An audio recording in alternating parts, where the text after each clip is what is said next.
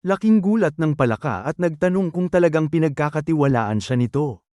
Ipinaliwanag ni Ming na may kailangan siyang kapalit na tulong, ipinaliwanag niyang ang tunay niyang katauhan ay ang anak ng Chitian sect leader ngunit ang kanyang pagkakakilanlan ay ninakaw ng isang impostor. Nais niyang pagkatapos makatakas ng palaka ay tulungan siya nitong mabawi ang kanyang tunay na pangalan. Bilang anak ng pinuno ay may hawak siyang malaking kapangyarihan at kapag nangyari ito ay maaari niyang patawarin ang palaka at bigyan pa ito ng mataas na posisyon sa Chitian sect. Pinag-isipang mabuti ng palaka ang alok at nagtatakang nagtanong ang palaka kung talagang anak siya ni Taibay at kung totoo ito.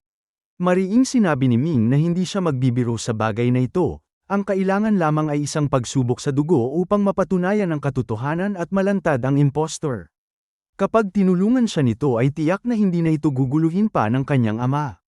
Malakas na tumawa ang palaka at sinabing itinakda ito ng langit at sinabing may paraan siya upang ilantad ang huwad.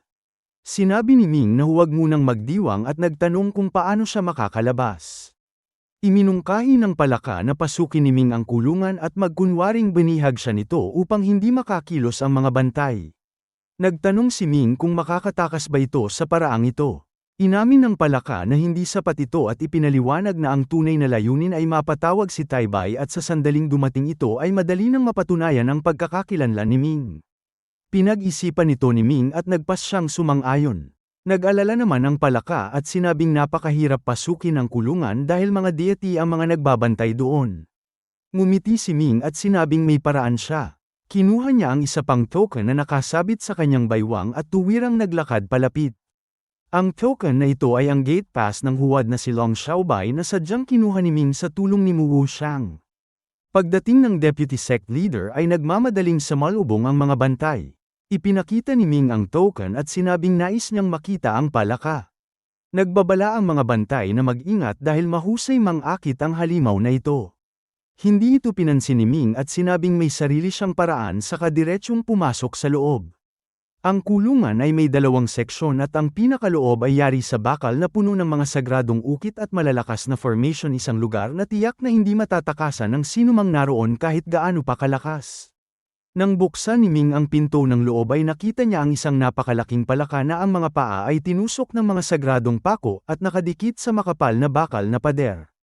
Ang palaka ay mas mataas pa sa tao at nang nakaunat ang mga paa nito ay kasing laki ng isang kama. Nahihiyang sinabi ng palaka na hindi maganda ang kanyang itsura ngayon. Agad na tinanggal ni Ming ang mga pako at sinabing malaya na ito. Nang inig ang katawan ng palaka at nag-anyong isang lalaking may luntiang mukha. Agad nitong ipinatong ang kamay sa ulo ni Ming at sumigaw na hawak nito ang deputy sect leader at papatayin nito. Ang mga bantay na kagagaling lamang sa loob ay natigilan nang makita ang eksena. Hindi nila maintindihan kung paano nangyaring biglang nabihag ang deputy sect leader pagpasok pa lamang nito at kung paano nakawala ang halimaw gayong hindi dapat epektibo rito ang mga sagradong pako. Ngunit wala na silang panahon para isipin ito at kailangan nilang iligtas ito kung hindi ay tiyak na mananagot sila sa pinuno. Galit ngunit nanginginig na sinabi ng isang bantay na huwag magkamali ang halimaw dahil kung saktan nito ang deputy sect leader ay dudurugin ito ng Chitian sect ng pira-piraso. Malakas na tumawa ang palaka at muling iginiit na tawagin si Taibay kung hindi ay papatayin niya si Ming. Walang nagawa ang mga bantay kundi ang magpadala ng mensahe kay Taibay. Sa sandaling ito ay nasa isang lugar si Taibay na nakikipaglarong chess sa isang matandang may puting buhok at asul na damit. Biglang kumaibat ang kanyang kilay at ibinaba ang pyesa sa kasinabing may maliit na bagay siyang dapat asikasuhin. Ngumiti ang matanda at sinabing seryosong bagay ang pagkabihag ng kanyang anak at sumama ito. Bumukas ang pinto ng kulungan at parang multo na lumitaw sina Taibay at ang matanda. Kinabahan ang palaka at sinabing huwag gumawa ng padalos-dalos si Taibay dahil hawak nito ang kanyang anak. Malamig na nagtanong si Taibay kung talaga bang anak niya ito. Nagtanong ang palaka kung hindi ba. Mahinahong sinabi ni Taibay na nasa kanyang palasyo ngayon ang kanyang tunay na anak. Hinarap niya si Ming at nagtanong kung sino siya at bakit nangangahas na magpanggap. Nagmamakaawang sinabi ni Ming na siya ang tunay na si Long Xiaobai at huwad ang nasa palasyo. Hindi nagbago ang ekspresyon ni Taibay at nagtanong kung paano niya ito mapapatunayan. Iminungkahi ni Ming na magsagawa ng pagsubok sa dugo upang malaman ang katotohanan at harapin ang huwad. Sumagot si Taibay na sinuri na niya ang dugo ni Long Xiaobai nang una silang magkita at napatunayang ito nga ang kanyang dugo. Bumuntong hininga si Ming at hiniling na ipatawag ang kanyang ina. Matapos mag-alinlangan ay pumayag si Taibay. Pagkaraan ng ilang sandali ay dumating si Long Wan'er sa bilangguan. Nang makita ang eksena ay nagulat ito at nagtanong kung ano ang nangyayari. Ipinaliwanag ni Taibay ang sitwasyon at sinabing maaari nang magsalita. Tumingin si Ming kay Long Wan'er at tinanong kung naaalala pa ba nito ang kanilang pinag-usapan noong nasa bilangguan sila ng pamilya Long. Tumango si Long Wan'er at sinabing naaalala niya at nag-alinlangan kung si Ming nga ang tunay. Muli ay bumuntong hininga si Ming at hiniling na tawagin ang huwad upang magkaharap sila. Tumingin si Long Wan'er kay Taibay at ikinumpas nito ang kanyang manggas. Sa isang saglit ay inilipat mula sa palasyo ang huwad na si Long Xiaobai patungo sa kinaroroonan nila. Noong una ay naguluhan ito ngunit nang makita ang isang katulad niya ay agad na nagbago ang ekspresyon nito. Mahina hong sinabi ni Taibay sa huwad na inaakusahan siya ng taong ito na siya ay huwad at ito ang tunay. Galit na sinabi ng huwad na walang katotohanan ito at pinatunayan ito ng pagsusuri sa dugo. Sumagot si Ming na hindi mahirap dayain ang pagsusuring ito. Mas lalong nagalit ang huwad at inutusang patayin ang impostor. Pinigilan ito ni Taibay at nagtanong kung naaalala ba nito ang sinabi ng kanyang ina sa kanilang pag-uusap. Natigilan ang huwad at nagtanong kung kailan ito nangyari. Sumingit si Long Wan'er at nagtanong kung naaalala ba nito ang kanilang pinag-usapan tungkol sa kanyang lolo sa bilangguan ng pamilya Long. Mabilis na sumagot ang huwad na hindi niya nakalimutan ngunit hindi na niya matandaan ang eksaktong detalye. Nang inag ang katawan ni Long Wan'er at hinarap si Ming saka nagtanong kung naaalala ba niya. Nakita ni Ming ang malasakit sa mga mata nito at bigla niyang naalala ang kanyang sariling mga magulang. Nag-init ang kanyang mga mata at sinimulan niyang isalaysay ang bawat detalye ng kanilang pag-uusap noon sa bilangguan. Kabilang na doon ang pagtatanong ni Ming tungkol sa kanyang ama, ang pag-uusap nila ng lolo na kahit ano ang pagkatao ng kanyang ama ay handa niya itong tanggapin. Ang ina na 17 taon na siyang naghihintay at kaya pa niyang hintayin ang huling 3 taon, at kung babalik ang kanyang ama ito ay mabuti ngunit kung hindi ay ang kanyang ina mismo ang hahanap dito at nais niyang makita ito kahit buhay man o patay. Binanggit ni Ming ang bawat salita nang walang pagkakaiba mula sa orihinal na pag-uusap. Pagkatapos ay tinanong niya si Taibay kung noong una ay ginamit ba nito ang pangalang Shang Wuliang nang pumunta sa Tianyuan kung saan pinatay nito ang nagkidnap sa kanyang ina at iniligtas ito at doon sila unang nagkakilala. Lubhang sumama ang mukha ni Taibay at nagtanong kay Long Wan'er kung totoo bang sinabi niya ang mga ito. Mariing tumango si Long Wan'er at sinabing eksaktong-eksakto ito walang pagkakaiba. Bilang mga cultivators ay mayroon silang kamanghamanghang memorya at ang pagkakataong ito ang una nilang masinsinang pag-uusap mag-ina matapos ang mahabang pagkakahiwalay kaya sadyang malalim ang pagkakatatak nito sa kanilang alaala. Tinitigan ni Taibay ang huwad na si Long Xiaobai at nagtanong kung bakit nito nakalimutan ang mismong mga salitang nagmula sa sarili nitong bibig. Pinagpapawisan na ang huwad at mariing nagsabing hindi dapat makinig ang ama sa mga katarantaduhan ng impostor at ang lahat ay gawa-gawa lamang nito.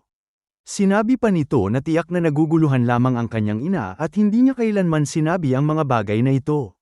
Ngumiti si Taibay nang may malamig na paraan at hindi na ito pinansin pa sa halip ay tinanong si Ming kung mayroon pa itong ibang katibayan. Hindi tuwirang sumagot si Ming kundi hinarap si Long Wan'er at tinanong kung naaalala pa ba nito ang tungkol sa kanyang pagsasanay ng Dragon God Technique. Tumango ang ina at sinabing nabanggit ito ng kanyang lolo na mabilis ang kanyang pag-unlad at nagkaroon siya ng napakadalisay na True Dragon Bloodline. Maliwanag na itinuturing na ni Long Wan'er si Ming bilang ang tunay na si Long Xiaobai. Sumang-ayon si Ming at sinabing sinanay nga niya ang Dragon God Technique at nakamit niya ang malaking tagumpay dito. Pagkasabi nito ay inilabas niya ang kanyang True Dragon Bloodline at isang napakalakas at mabangis na kapangyarihan ang kumalat sa paligid. Isang malaking dragon ang lumitaw sa ere at lumipad ng may pagmamalaki animoy lalamunin ang buong sansinukob. Nagliwanag ang mga mata ni Long Wan'er at masayang sinabing siya nga ang kanyang si Long Xiaobai. Sa isang iglap ng malamang na buko na ang kanyang lihim ay biglang tumakas ang huwad mula sa bilangguan na parang kidlat. Nakalayo na ito ng ilang daang milya ngunit isang napakalakas na puwersa ang humabol dito mula sa likuran at hindi nito napigilan ang sarili na mahila pabalik sa bilangguan. Malamig na tinanong ito ni Taibay kung sino talaga ito, kung sino ang nagpadala rito at kung ano ang tunay nitong layunin. Punong-puno ng takot ang huwad at sinubukan nitong patayin ang sarili sa pamamagitan ng pagtusok sa kanyang puso, ngunit natuklasan nitong maging ang kanyang katawan at kaluluwa ay nakagapos at wala itong anumang pagkakataong magpakamatay. Iminungkahi ni Long Wan-er na saka na lamang imbestigahan ang taong ito dahil kadadating lamang ni Long Xiaobei at marami pa itong nais sabihin sa kanya. Ikinumpas ni Taibay ang kanyang manggas at agad na ipinasok ang huwad na si Long Xiaobei sa kanyang Divine Kingdom upang ikulong. Pagkatapos ay ngumiti si Taibay at sinabing magaling ang kanyang anak at tinanong kung ang planong ito ay pinagsamahan nila ng Toad Spirit. Binawi ni Ming ang kanyang anyong dragon at nagbigay galang sa kanyang ama at ina at magalang silang binati. Sinabi ni Long Wan-er na nagtataka siya kung bakit hindi malapit sa kanya ang kanyang anak, ngunit ngayon ay nalaman na niyang huwad pala ito. Kinamot ni Ming ang kanyang ulo at ipinaliwanag na noon pa niya alam na may impostor na nagpapanggap sa kanya, ngunit wala siyang paraan upang ilantad ito. Kaya humingi siya ng tulong sa Toad Spirit upang mapatawag ang kanyang ama at maiharap silang dalawa sa isa't isa. Masayang tumango ang Toad Spirit at kinumpirma ang sinabi nito at pinuri ang katalinuhan ng Deputy Sect Leader. Sinabi ni Taibay sa Toad Spirit na noong una ay pinatay nito ang kanyang disciple, ngunit ngayon ay nailigtas naman nito ang kanyang anak, kaya tuluyan ang nabura ang kasalanan nito. Kung nais nito ay maaari itong manatili at maglingkod sa tabi ni Long Xiaobei. Tuwang-tuwang sumagot ang Toad Spirit at nagpasalamat sa pagkakataon at sinabing handa itong sumunod sa Deputy Sect Leader. Nakangiting sinabi ni Taibay kay Ming na labis siyang natutuwa dahil mayroon itong True Dragon Bloodline. Kasabay nito ay palihim siyang nagpadala ng telepathy at ipinagtapat na ang kanyang tunay na pangalan ay Xiang Wuliang at si Taibay ay isa lamang alias at may ilang bagay pa raw itong sasabihin sa hinaharap.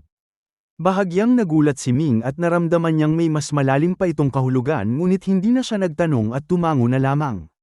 Ipinaalala ni Taibay na dahil bago lamang siya sa Chitian Sect ay marami pa siyang hindi alam, kaya sa mga susunod na araw ay dapat siyang maglaan ng panahon upang maging pamilyar sa lahat.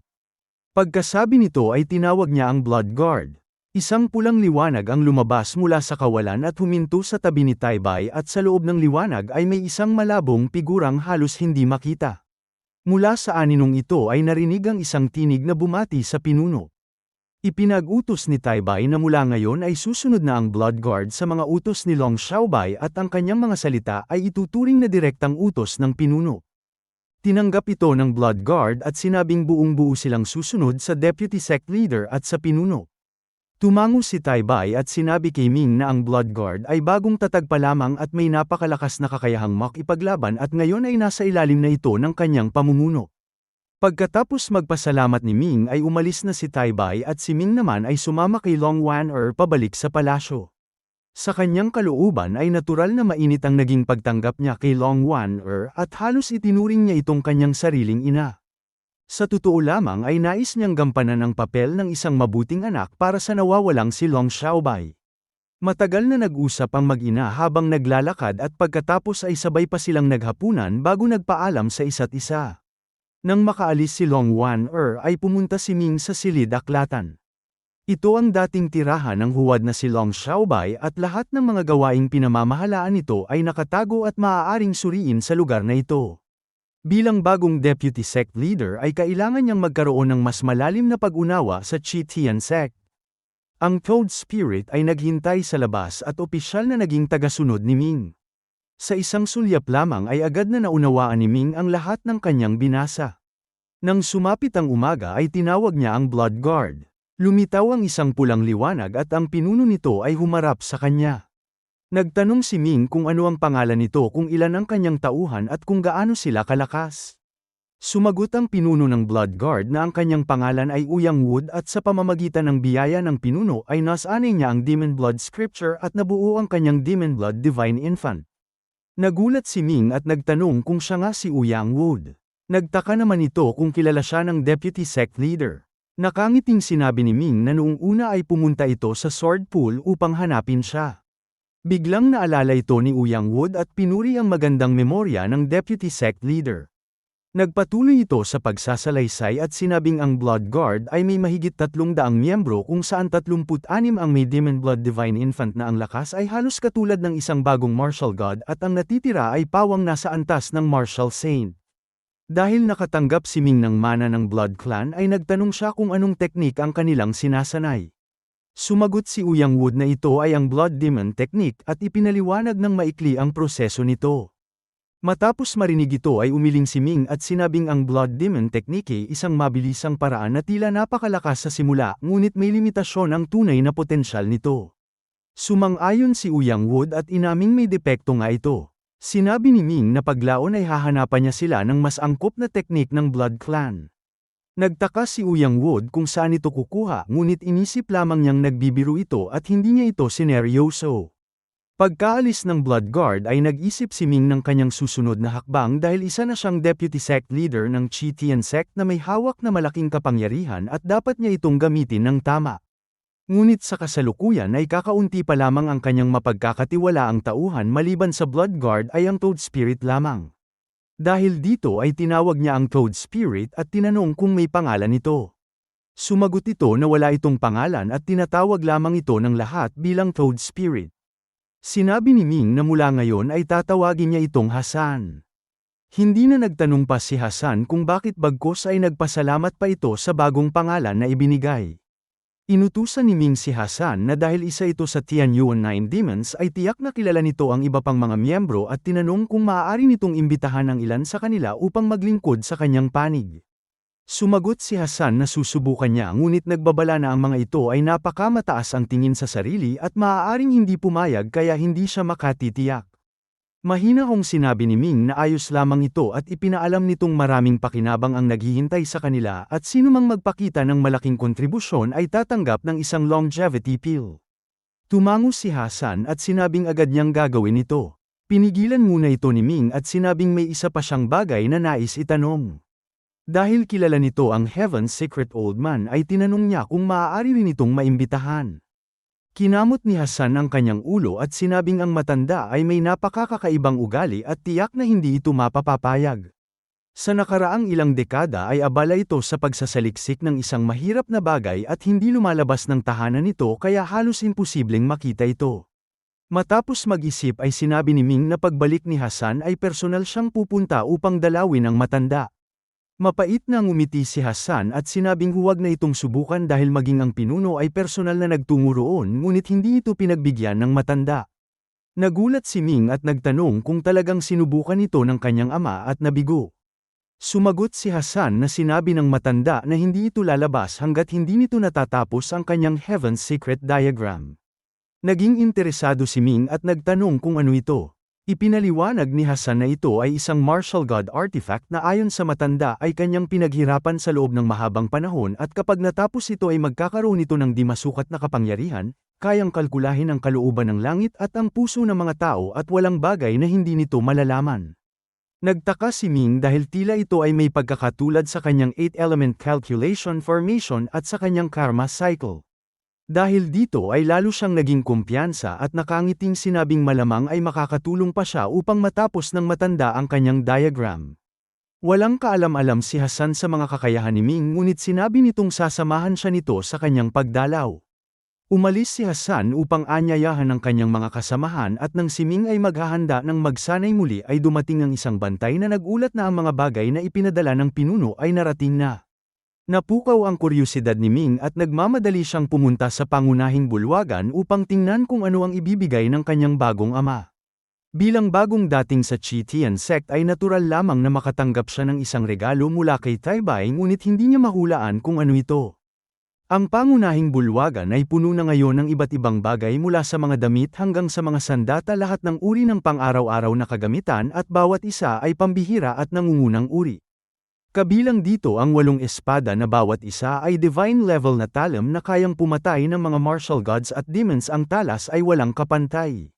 Mayroon ding ilang set ng damit na pawang walang katulad na treasure robes na may nakagugulat na lakas na pandepensa ang uri na kahit pera ay hindi madaling makabili.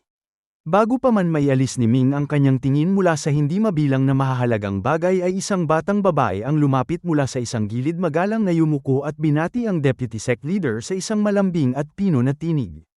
Tiningnan siya ni Ming at nakita niyang ito ay may marangal at banayad na tindig maputi at pino na balat manipis na kilay bilog na mukha at malalaki at matingkad na mga mata habang ang kanyang magandang mukha ay laging may mahiyain na ngiti.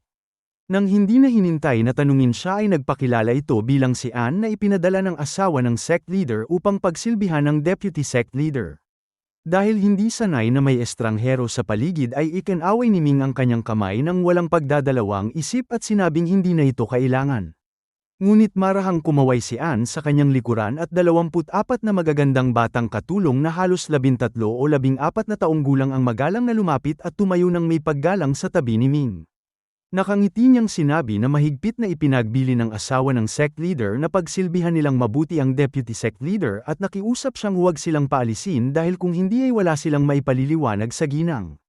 Nang makita ang napakaraming nakalulugod na mga mukha ay gumaan ang pakiramdam ni Ming at matapos ang ilang sandaling pag-iisip ay dahan-dahan siyang tumango at sinabi sa kanya na ayusin na lamang ang mga bagay ayon sa kanyang nakikita. Bigla niyang naisip na bilang deputy sect leader ay kailangan niya ng isang tiyak na antas ng pormalidad at hindi maaaring maging masyadong pabaya. Ipinagunita ni Anne na ang kanyang kasalukuyang katayuan ay iba na sa dati at hindi na siya maaaring maging padalos-dalos sa kanyang kasuotan at hitsura dahil madali siyang mabababa ng tingin ng iba. Habang nagsasalita siya ay pumili siya ng isang set ng damit mula sa mga regalo at dinala ito sa harap niya upang tulungan siyang magpalit.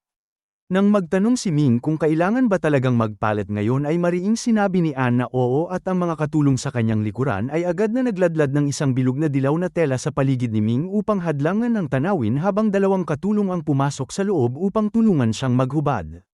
Hindi naman nakaramdam ng labis na hiya si Ming sapagkat ang mga mayayamang sambahayan ay karaniwang nag-aalaga ng mga katulong at alipin at naalala pa niyang pinagsilbihan siya ng mga ito noong siya ay bata pa. Kung hindi lamang namatay ang kanyang mga magulang ay magiging maginhawa sana ang kanyang maagang buhay. Mula sa loob hanggang sa labas ay nagpalit si Ming ng bagong kasuotan at ang pinakalabas na damit ay isang treasure robe na kayang tiisin ang mga atake ng isang martial saint. Kahit na atakihin siya ng isang martial god ay kaya nitong tumagal ng 3 hanggang 5 atake bago siya tuluyang ilipat sa ligtas na lugar sa huling sandali. Ngayon ay may suot na si Ming na maringal na korona sa kanyang ulo, cloud boots sa kanyang mga paa, isang mahalagang jade ornament sa kanyang baywang at spirit beads na nakabalot sa kanyang kamay at ang kanyang buong tindig ay agad na nagbago, siya ay naging pino elegante at nagtataglay ng pambihirang dating. Pinaikot-ikot siya ni Anne at tumango ng may kasiyahan sa kapinuri ang deputy sect leader sa pagsasabing siya ay tunay na makisig at marangal, mas nakahihigit sa impostor. Hindi napigilan ni Ming na itanong kung ang huwad na si Long Xiaobai ay pinagsilbihan din nila at umiling si Anne. Ipinaliwanag niyang ang taong ito ay may kapangahang magpanggap bilang deputy sect leader at mula pa sa simula ay hindi kailanman nakaramdam ng pagiging malapit ang asawa ng sect leader dito kaya madalas nitong itanong kung saan ito kinuha. Ngunit dahil ang kanyang pagkukunwari ay walang kapintasan at nakapasa pa ito sa pagsusuri ng dugo, hindi siya ipinadala ng ginang upang pagsilbihan ito kaya ilang beses lamang niya itong nakita. Tumango si Ming at hindi na nagtanong pa, sa halip ay sinabi kay Anne na imbentaryuhin ang lahat at saka itago ang mga ito dahil ang mga ito ay pawang pang-araw-araw na kagamitan at hindi na kailangang dalhin niya ang lahat sa kanyang katawan. Kinuha ni Anne ang isang storage ring at sa isang marahang pagwalis ay tinipon ang lahat ng nasa bulwagan sa loob nito. Pagkatapos ay binanggit niyang matapos ang araw na ito ay malamang na magpadala ng mga regalo na pambati ang iba't ibang tao mula sa lahat ng antas ng Chi Tian sect at nagtanong kung magdaraos ba ng isang handaan ang deputy sect leader para sa kanila. Walang pasensya si Ming para sa mga ganoong bagay at sinabing maaari na lamang niyang tanggapin ang mga ito para sa kanya dahil hindi na kailangan ang handaan. Tumango si Anne at nagpatuloy, sinabing may isa pang bagay, may mga taong dumating mula sa Three Sovereigns Great World na mga tila may napakataas na katayuan at kailangan ng deputy sect leader na personal na pumunta upang salubungin sila. Agad na naging matalas ang atensyon ni Ming at ngayon niya naunawaan kung bakit iginiit ni Anne na magpalit siya ng damit. Mabilis niyang itinanong kung bakit hindi ito sinabi sa kanya ng kanyang ama kung sino ang mga bisitang ito at kung ano ang kanilang layunin. Ayon kay Anne ay kadadating lamang ng balita at batay sa sinabi ng asawa ng sect leader ay masama ang hangarin ng mga taong ito kaya ang sect leader ay nasa napakasamang kalooban at dapat mag-ingat ang deputy sect leader. Alam ni Ming na si Tai Bai ang itinalagang human emperor ng Three Sovereigns Great World kaya nagtaka siya kung sino ang mangangahas na magpakita ng masamang hangarin sa isang may ganoong katayuan at naisip niyang maaaring ito ay ang Heaven Emperor at Earth Emperor. Sa kaisipang ito ay mabilis siyang pumunta sa tirahan ni Long Wan-er upang makuha ang buong larawan ngunit nagulat siya nang malamang wala roon si Long Wan-er. Ayon sa mga lingkod ay siya at ang sect leader ay magkasamang pumunta sa Chitian Hall upang tanggapin ang mga kagalang-galang na panauhin kaya walang sandaling pag-aalinlangan ay agad na tumungo si Ming sa Chitian Hall ang lugar kung saan tinatanggap ang mahahalagang bisita. Ang Chitian Hall ay isang lugar na may malaking kahalagahan sa Chitian sect na binubuksan lamang para sa pinakamabibigat na mga bagay at ngayon ay bukas ng malawak ang malalaking pinto at isang malawak na karamihan ang nagtipon sa harap nito. Sa isang mabilis na sulyap ay nakita ni Ming na kalahati ng mga master ng Chitian sect ang naroroon kasama ang maraming nasa Tianyuan rangkang kaya maliwanag na ang pagtanggap na ito ay may pinakamataas na antas at sadyang napakadakila. Sa gitna ng bulwagan ay nakaupo si Tai Bai at sa ibaba niya ay nakaupo ang tatlong lalaki na ang presensya ay hindi mas mahina kaysa sa kanya. Lahat ng tatlo ay nakasuot ng ginintoang balabal matatag na parang mga bundok at karagatan ang kanilang tindig ay pambihira. Sa kanilang likuran ay nakatayo ng tuwid ang 12 kabataan na nakatitig ng diretsyo nang hindi lumilingon ni isa man ay hindi gumagala ang tingin ngunit hindi nila lubos na maitago ang matalim at mapanlaban na aura na nagmumula sa kanilang mga katawan. Kahit na maraming tao ang nasa bulwagan ay mabigat at nakasasakal ang kapaligiran at walang sino man ang nagsalita dahil ang kalooban ay labis na kakaiba. Nang pumasok si Ming sa bulwagan ay napatingin sa kanya ang lahat ngunit kalmado at panatag siyang naglakad sa tabi ni Tai Bai at magalang na yumuko sa kanyang ama at ina. Si Tai Bai na ang mukha ay kanina ay matigas at walang ekspresyon ay agad na nagpakita ng ngiti nang makita si Ming at ipinakilala ang mga bisita bilang makapangyarihang mga ministro ng Three Sovereigns Hall, sina Gong Shubo, Ji Sheng at Gulei, at sinabi sa kanya na magbigay galang. Inilapat ni Ming ang kanyang mga kamay bilang pagsaludo sa tatlo na parang mga estatwang nakatayo ngunit hindi man lamang itinaas ng tatlo ang kanilang mga kilay sa kanyang pagbati. Ang nasa gitna matangkad at payat na may flute na kasuksok sa kanyang baywang ay mahinang tumawa at tinanong ang itinalagang human emperor kung ang batang ito ang sinasabing lihim na anak na iniwan nito sa Tianyuan continent. Na may pangungutya ay sinabi niyang ang Tianyuan ay isang mababang sibilisasyon kung saan maging ang tinatawag na mga henyo ay angkop lamang maging alipin sa kanilang Three Sovereigns Great World at tinanong kung ang gayong padalos-dalos na pagpaparami ay hindi nanganganib na hiyain ang human emperor bloodline. Agad na nagdilim ang mukha ni Ming dahil ang mga taong ito ay hindi lamang iniinsulto siya, iniinsulto rin nila si Long Wan-er at minamaliit ang buong Tianyuan continent ngunit ang totoo ay ang kanilang tunay na layunin ay hiyain si Tai Bai. Ito ay labis na nagtaka kay Ming dahil hindi niya maintindihan kung bakit ang itinalagang human emperor ay tila walang kapangyarihan at hinahayaan lamang ang tatlong ordinaryong ministro na hayagang siraan siya.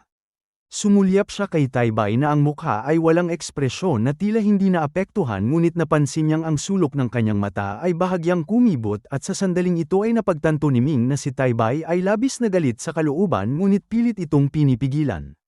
Sa sandaling ito ay alam ni Ming kung ano ang dapat niyang gawin. Bigla siyang bumaling at nagtanong kay Tai Bai kung gaya ng sinabi ng taong ito ay lahat ba sa Three Sovereigns Great World ay tunay na henyo at ang kanyang tinig ay seryosong-seryoso at puno ng pag-usisa. Sinulyapan siya ni Tai Bai at mahinaong sinabing hindi naman lahat ngunit sa kabuuan ay mas malakas nga ang kanilang mga henyo kaysa sa Tianyuan. Pagkatapos ay itinanong ni Ming ang kanyang susunod na tanong, kung mayroon ba sa nakababatang henerasyon ng Three Sovereigns Great World na makahihigit sa kanya, at ang buong bulwagan ay natigilan sa sinabing ito dahil ang batang ito ay masyadong mayabang para sabihing walang ni isang batang talento sa buong Three Sovereigns Great World ang makahihigit sa kanya. Muling tumingin sa kanya si Tai Bai at agad na naunawaan ang layunin ni Ming ngunit hindi siya sumagot ng malakas at sa halip ay lihim na nagpadala ng babala sa telepathy na huwag siyang makialam dahil may sarili siyang paraan upang hawakan ito. Ngunit matigas ang ulo ni Ming at sinabi niyang ang kanyang ama ang itinalagang human emperor ay hindi dapat kailangang lunukin ang gayong pakikitungo mula sa tatlong walang kwentang opisyal at determinadong sampulin niya ang kanilang mga mukha dahil hindi niya kayang lunukin ang insultong ito. Gaya nga ng kasabihan magkakapatid na magkasamang lumalaban sa tigre at mag-ama na magkasamang lumalaban sa digmaan ang ipinakita ni Ming ay agad na nagpainit sa puso ni Taibay at ang galit sa kalooban nito ay humupa. Matapos ang mahabang katahimikan ay sinabi nitong kung may kumpiyansa si Ming ay sugurin at patumbahin ang 12 ito ngunit kung wala ay manatiling tikom ang bibig at huwag nang magsalita pa at ang ibig nitong sabihin ay napakalinaw. Kung tunay kang may kakayahan ay talunin silang lahat at kung wala ay manahimik ka at ipaubaya sa akin ang lahat. Ngumiti si Ming dahil alam niyang pumayag na si Taibay.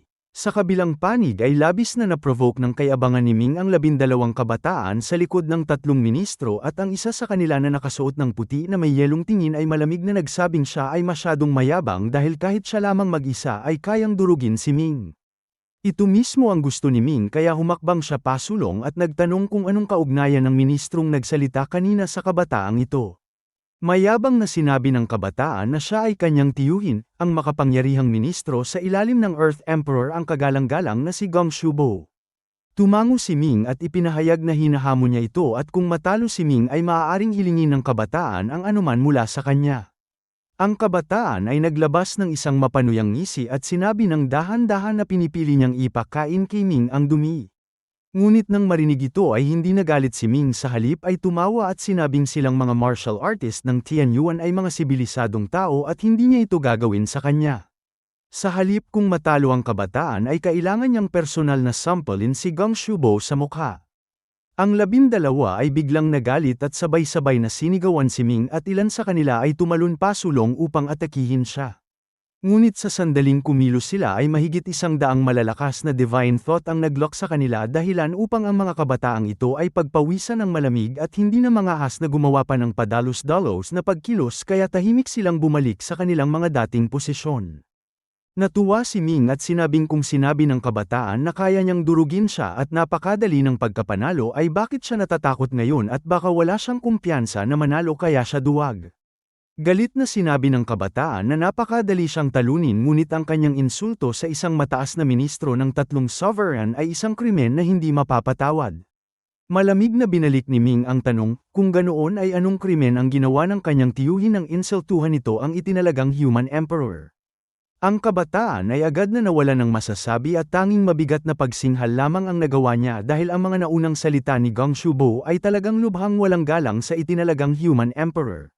Lalo pang pinindot ni Ming ang kanyang hamon at tinanong kung matapang ba siyang tanggapin ito o hindi dahil kung hindi ay dapat ibaba niya ang kanyang ulo, itikom ang kanyang bibig at ituturing na lamang siya ni Ming na hindi umiiral.